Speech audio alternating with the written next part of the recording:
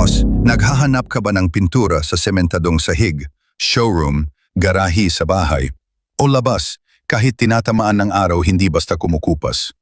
Ito na mga boss ko ang Boysen. Aqua Epoxy, maraming kulay na pagpipilian dyan. Ang Boysen Aqua Epoxy ay water-based acrylic epoxy paint na magandang gamitin sa sementadong sahig. Pwede din ito sa mga naka-primer na bakal, matibay sa mga lugar na nakabilad sa panahon. Para sa bagong sahig, tanghalin ng mangdumi, langis o grasa. Isunod na ang first coating, dapat epoxy primer ang gamitin. 2 hanggang 3 patong, tapos isunod na ang top coat. Ang Boysen Aqua Epoxy, magpahid ng 2 hanggang 3 patong nilang top coat. Magpalipas ng hit 4 na oras bawat patong para maganda ang resulta.